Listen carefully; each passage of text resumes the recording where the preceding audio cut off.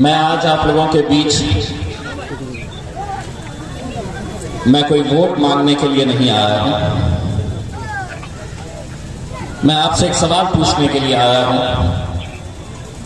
क्या आप बैरिस्टर असदुद्दीन अवैसी साहब से मोहब्बत करते हैं? सही बताइए, क्या आप सही मानों में बैरिस्टर असदुद्दीन अवैसी साहब से मोहब्बत करते हैं? अगर आप बैरिस्टर असदुद्दीन अवैसी साहब से मोहब्बत करते हैं तो असदुद्दीन अवैसी साहब के ख्वाबों की ताबीर राणा रंजीत सिंह है।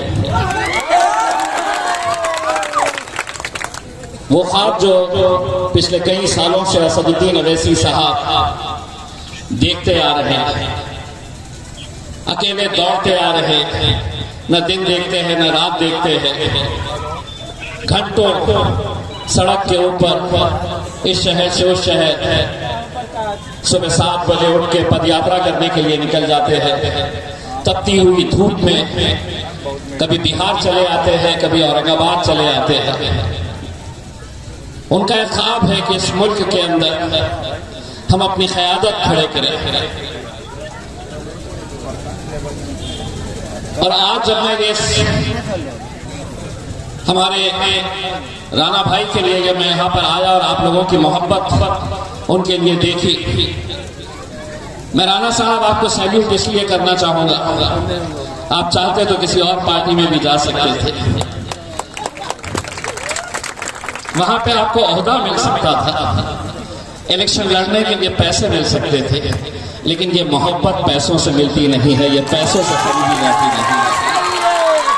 ये मोहब्बत अगर कहीं मिलेगी आपको तो मजलिस इत्तेहादुल मुस्लिमीन के अंदर मिलेगी।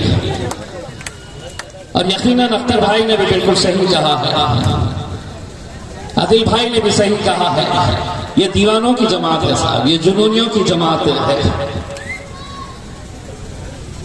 इतने घंटे तक यहाँ पर बैठे रहना, कोई एक शख्स यहाँ पर ये नहीं कह सकता दूसरी सियासी जमातों में, सियासी पार्टी में इतने सारे लोगों को इकट्ठा करने के लिए गाड़ियां भेजना पड़ता है, पैसे देने पड़ते हैं, तब जाकर वो घंटा 2 घंटा बैठते हैं।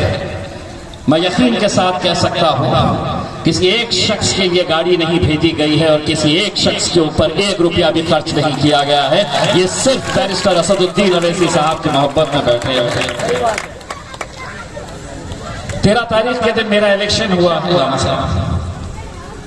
अल्हम्दुलिल्लाह वहाँ के बुजुर्ग नौजवान, मेरी माएँ बहनें, अख्तर भाई खुद आए थे, आफ्ताब साहब आए थे, वहाँ पे सारी ताकतें जुड़ गई थी, पूरी ताकतें मिलकर एक साथ सिर्फ इस कोशिश के अंदर लगी हुई थी कि महाराष्ट्र का इकलौता एक मुसलमान MP जो सिर्फ मुसलमानों का MP नहीं है बल्कि दलितों का, पिछड़ों का, मजलूमों का, उन सब की आवाज उठाने वाला, उसको शिकस्त देने के लिए, उसको हराने के लिए सारी राजनीतिक पार्टियां एक साथ मिलकर आ गई। लेकिन अल्हम्दुलिल्लाह जब आवाम तय कर लेती है, जब आवाम ये फैसला कर लेती है, तो फिर किसी और के आगे झोली फैलाने की जरूरत नहीं होती है। मैंने भी झोली फैलाया तो अपने रब के आगे झोली फैलाया मैंने, और नतीजा ये हुआ कि 13 तारीख के दिन जब इलेक्शन चल रहा था, किसी और का टेबल ही वहां पर नौजवानों ने लगने नहीं दिया कि नहीं, हम इम्तियाज जलील को जिता कर लेकर आएंगे। दूसरे दिन मीडिया वाले आए और मुझसे पूछे, करीब 13 लाख वोट पड़े हैं, 13 लाख में से जो छोटे छोटे उम्मीदवार खड़े हुए हैं, जो कोई 1000 लेगा, 2000 लेगा, 3000 लेगा, 3 लाख निकल गए, उसमें से 10 लाख 3 उम्मीदवार, आपको कितना यकीन है कि आप जीतेंगे? 10 लाख में से आपको कितने वोट मिलेंगे? मैंने कहा 8 लाख।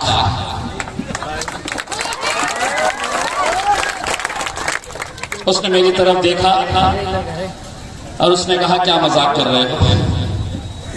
मैंने कहा, शुरू किसने किया? शुरुआत तो तुमने ही की ना, अब की बार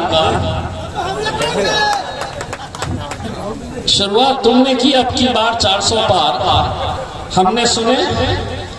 अब तुम 400 बोलो, हम 8 लाख बोलेंगे।